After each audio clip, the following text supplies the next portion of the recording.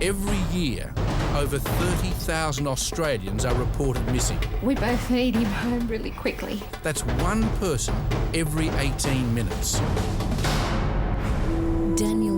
Some of them you've heard of. Their haunting faces stick in our minds. Missing 30 years. The Beaumont children missing 40 years. But most missing people never even make the news. She's roughly about 170 centimetres tall. She's a thin build. It's just heartbreaking not knowing. Some are kidnapped, others murdered. And some simply choose to disappear. Their families left to deal with the heartbreak and uncertainty. You had a child in 1968? Yes. That's what this is in relation to. I have as much time as you need. But there are also happy endings, and they're the moments that are guaranteed to give us all goosebumps.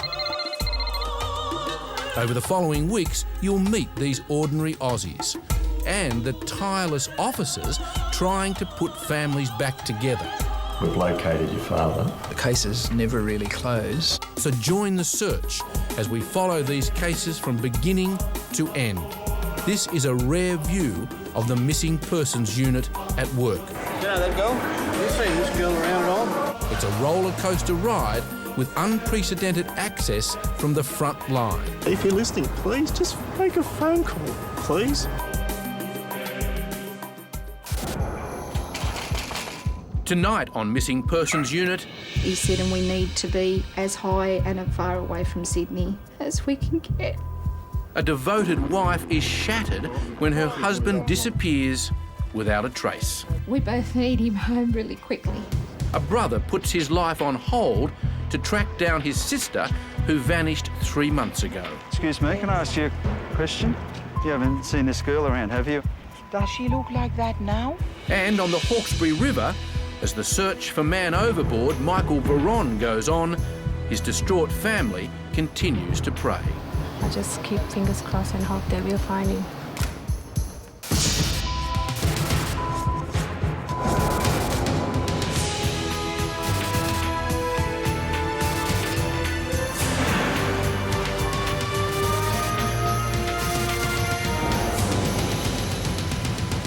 You ready to go?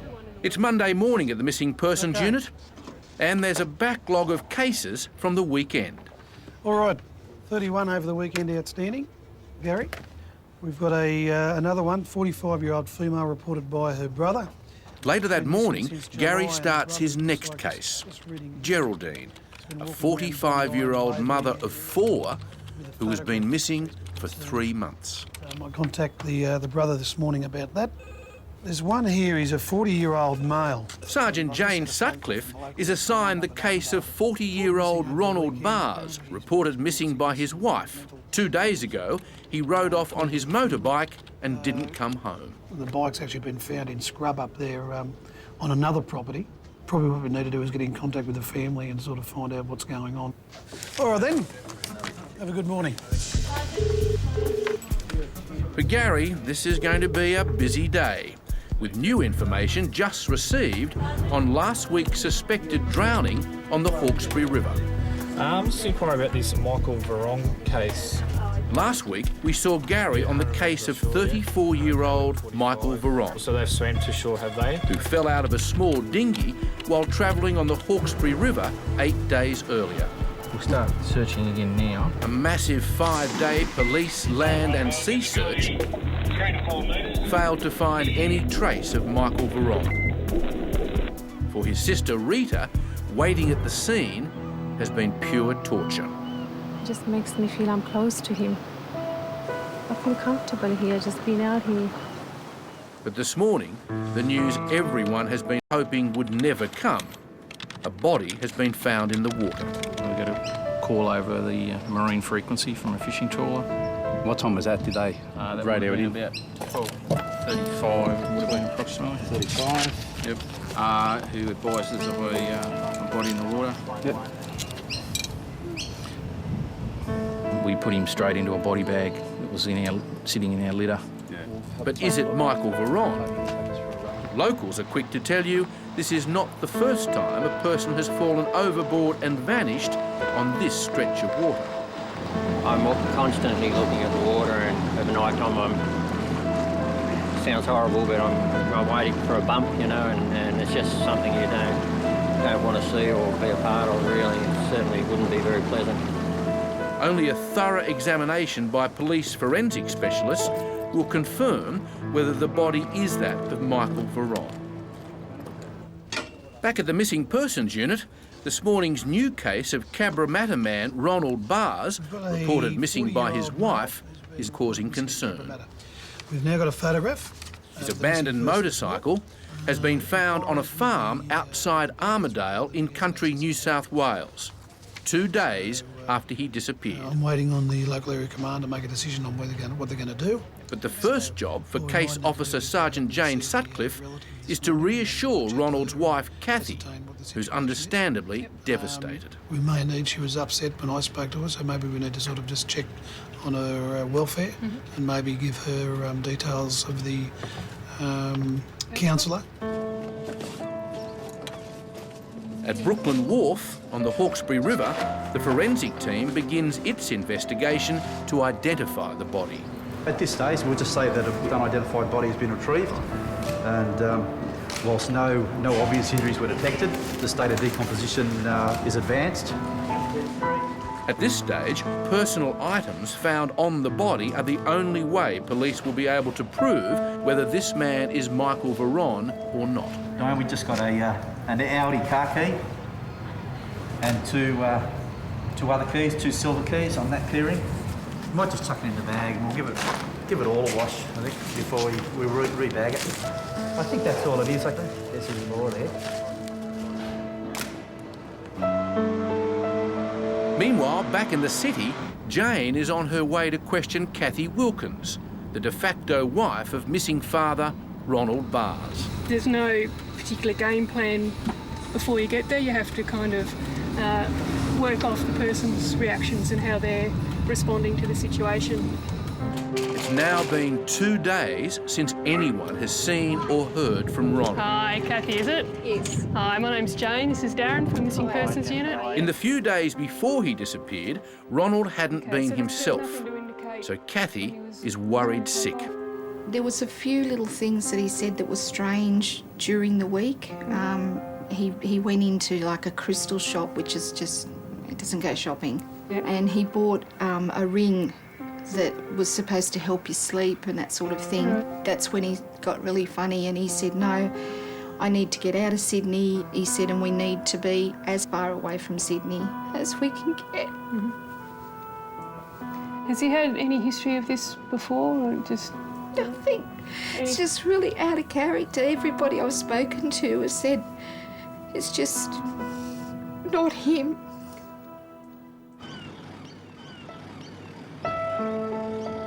Back on the Hawkesbury, Michael Veron's family has arrived at the scene hoping for any positive news.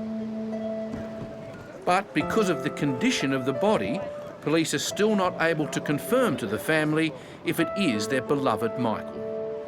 What happens now is that we'll very shortly, the government contractors will arrive and convey this person to the coroner's court to confirm the identity of the deceased.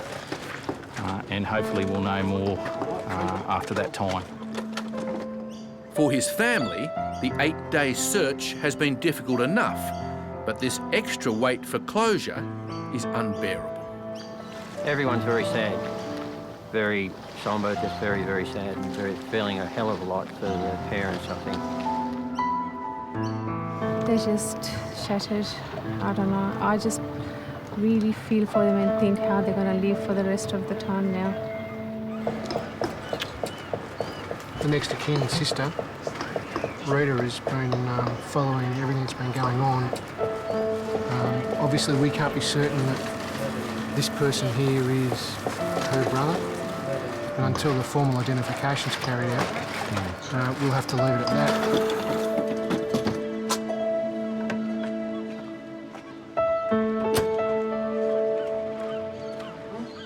He thinks people are chasing him. He's very, you know, He said to me, I can't come home because I'm a marked man. And he didn't want to die, and he didn't want us to die, so, yes. Ronald hopped on his bike and just rode off, expecting his family to follow.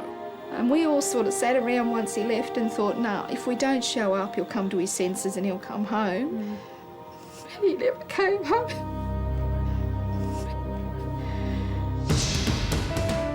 Later that morning, Gary starts his next case. Geraldine, a 45-year-old mother of 4 who's been missing for 3 months. So she's left her 4 sons.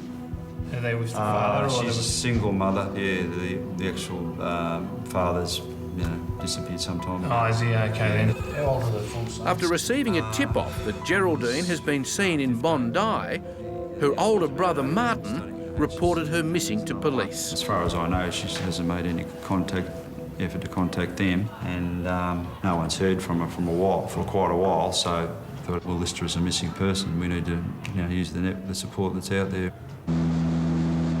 It's been 3 days now, and still no word from missing dad, Ronald Bars.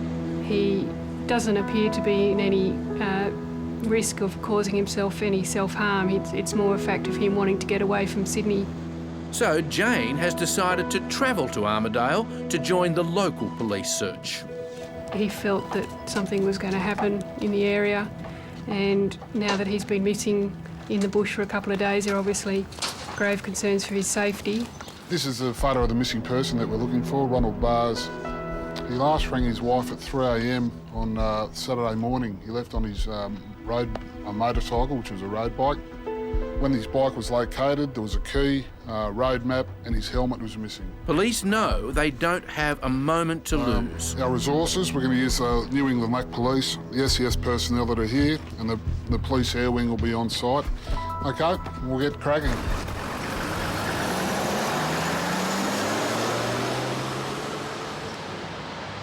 Since reporting Geraldine missing to police, there have been a number of new sightings. So Martin heads to the beach to see if he can find her himself. Excuse me, I just asked you a question. I'm just trying to identify someone as a missing person around here. Do you come down here very often? OK, all right, thanks. Excuse me, guys, can I just show you a photo if you've seen this lady around the beach at all in the last... You guys are locals, are you? No, mate, no. Not for me. OK, all right, thanks a lot. Cheers, thanks. Meanwhile, back at the missing persons unit, Gary discovers even more evidence that places Geraldine in the Bondi area. OK, there's an entry there on the 7th of October. She's pawned 3 items. She's pawned a necklace and 2 pairs of sunglasses. While Gary looks for more clues on the database, back in Bondi, after spending the day handing out Geraldine's photo, Martin may finally have had some luck. Question. You haven't seen this girl around, have you, anywhere? It's my sister, actually. Does look familiar. Yeah? Does she look like that now? Yeah, grey hair, probably fairly about your height, probably medium build. She probably looks older, but it's just got grey hair. Yes. Probably about 45. Well, I come here lots. Do you? And I just have the feeling I've seen this lady. Yeah. If you see her, just say, look, your brother's looking for her, even if you say that. If you see her. Yes. All right. What's your name? Martin. It's now been 3 days since Ronald Bars disappeared, and there's now real concern for his safety. So the task force has moved their focus to the farm, where his damaged motorbike was found. We just moved the trucks over to this location. We'll try and sit the chopper here. Local farmer Patrick Swanson saw Ronald ride through here 3 days earlier, but didn't realise he'd been reported missing. Yeah, he got off his hay, said where that truck is. Yep. He looked The around farmer about a minute. is their best lead yet. He rode back along this track and then ended up right down on the fence line. OK. What we'll do, Jim, we'll wait for Polly to arrive.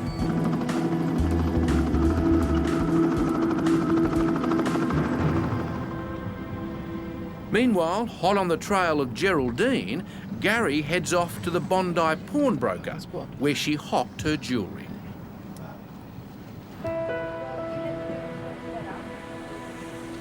Hey, how you going? I'm looking for person has pawned some stuff here on the 7th of October this year. Geraldine. Yeah. You can check your records to see if she's left an address, like a new address. How do you spell Geraldine? You've got it there? G-E-R-A-L-D-I-N-E. Her address? Bega. Okay, it's an old address. Okay. It's a dead end. But all is not lost. I'll show you a photo of her, actually. Yeah. I think she's got white hair. She's like that? Yeah, no, that's her. Yeah, that's her.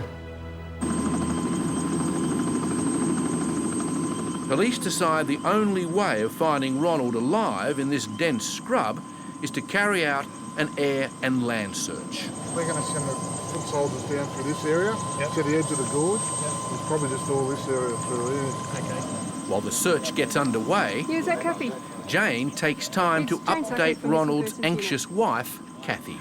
Good, how are you? That's fine, I understand. Look, we're here at the property now. We've got a few SES and a few police. We've just sent Polair up to do a bit of a recce of the area we'll be searching. He's left the tarmac, come on the dirt, and it's definitely private property, so he certainly seems to have come here, not so much knowing where he is, but, this is where he was heading for, so... and there's not really any way of getting out of here without, one of the local property people seeing him. Yeah, well, like I said, look, we're heading out, and as soon as we get back in, I'll give you another call and let you know.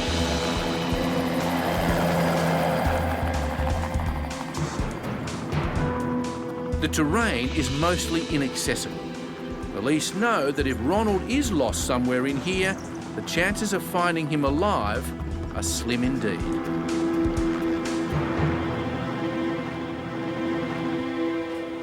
She came in and we were having a chat, and she said that she sells jewellery down in the Bondi markets. Yeah. So... Meanwhile, back in Bondi, acting on the information received from the pawnbroker, Gary seeks help from local police. He asks Constables Wright and Orchard to visit the markets and check out if Geraldine is selling her jewellery today. We're down here today because we've got a missing person. Just wondering if you've ever seen her?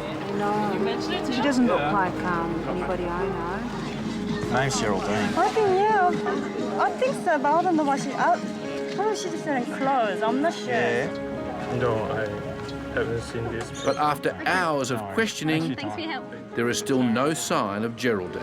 Seen anyone with the description? In Armidale, time is fast running out. All right, listen up guys. We're going to concentrate on this area in here, okay? That fence line there is that fence there, all right? With only a few hours of daylight remaining, we might start one crew going this way and one crew going that way. So police prepare for one final sweep of the area. Just looking for any signs that Ronald might have been through here. He may have dropped his motorbike helmet. He might have set up a camp overnight, something like that. So any indication really that he's been this way. We've got a very out of the ordinary incident. We've got a missing person that's travelled on a road bike through very rugged and hilly terrain, dumped the bike and disappeared off the face of the earth. It's a very bizarre event. Missing person unit, Gary Melchiorri speaking. Right, this is Martin. Back at the missing persons unit, Geraldine's brother, Martin, calls Gary with some exciting news. She saw Geraldine on the beach. Astrid, the Bondi woman Martin spoke to earlier, has actually met up with Geraldine. She recognised her straight away. Yeah. So, to save time before the lead goes cold, Gary asks a colleague from the local area police to meet with Astrid immediately. Astrid, is it?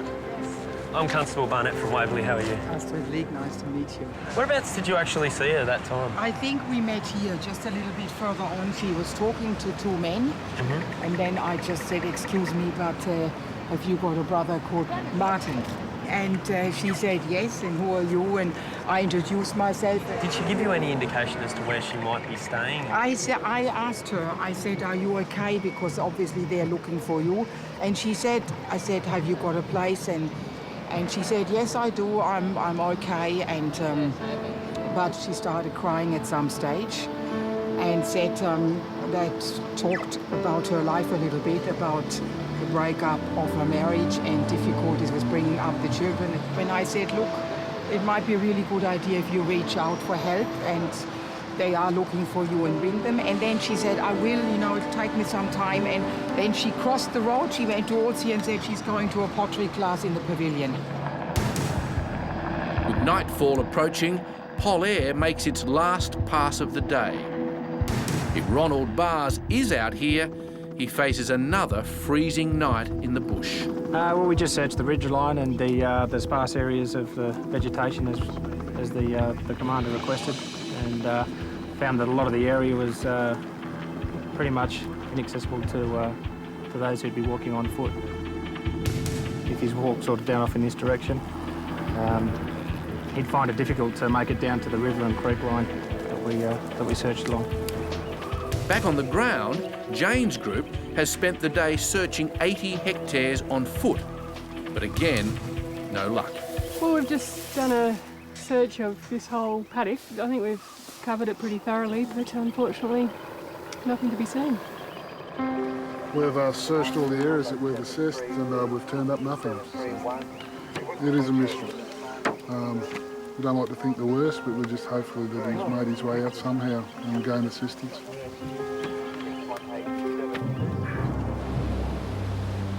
Meanwhile, as night approaches in Bondi, Martin is more confident than ever of finding his sister.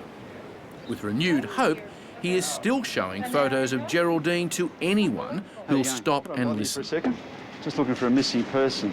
You haven't seen this girl around the beach area? Yeah, I just saw her today. So well, she comes in here and has a coffee. Oh, okay.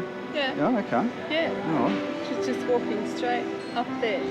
Then, in the distance, Geraldine suddenly appears, alive and dancing on the hill. 3 months of searching is over.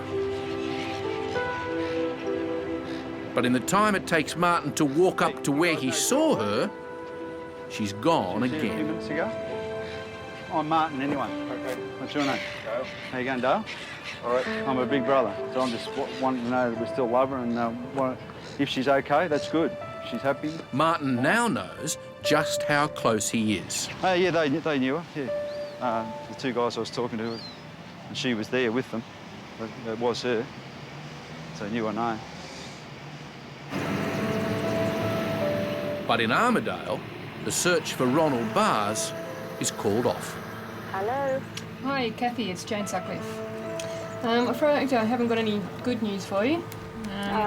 We did a very thorough search of the property that the bike was located on, but unfortunately there was no sign anywhere. Oh. Where could he possibly be? Yeah, I really don't know what to tell you. Just personal opinion, I reckon he's out there somewhere out in the bush. There's, cliffs and gorges and all sorts of things, and if he's fallen over and injured himself or if he, just wants to go out and stay out there, then could be that, he'll never be found. I just want to make an appeal, Ron. If you're watching this, please come home. We really need you.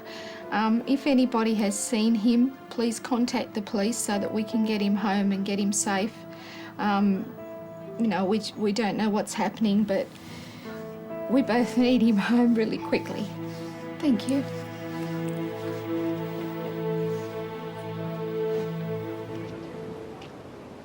Martin is now unsure whether his sister Geraldine ran off because she saw him. So I don't know if she spotted me. I don't think she did. And so that's probably in my favour. If she hasn't seen me, they'll have left a message for her. That might set her off again. She might, might want to talk to me. Well, that's her choice. We can't do anything about that, but just as long as we know she's safe, I guess, and that she knows we're still, caring, supporting and willing to help her if she needs us. Then the next step then is to make sure the boys have got enough support too. So it's sort of a twofold thing, isn't it? But police soon ring him with some good news. Truth is, not long after he saw his sister on the hill, she went to Bondi Police Station and now has agreed to meet him. While this case has a happy ending, it's devastating news for the family of Michael Veron. Sadly for the family of Michael Veron, the body that was located at the Hawkesbury River was identified as their son at the morgue. Hopefully now it's given the family some closure. Every year, over 30,000 people go missing. Have you seen 32-year-old Christopher Bodney, missing from Balladura, Western Australia in 2002? 35-year-old Kylie Mackay disappeared from Green Point, New South Wales in 2002. And 19-year-old Luke Stillman was last seen in Caboolture, Queensland in 2003. If you have any information, please call 1-800 333 000.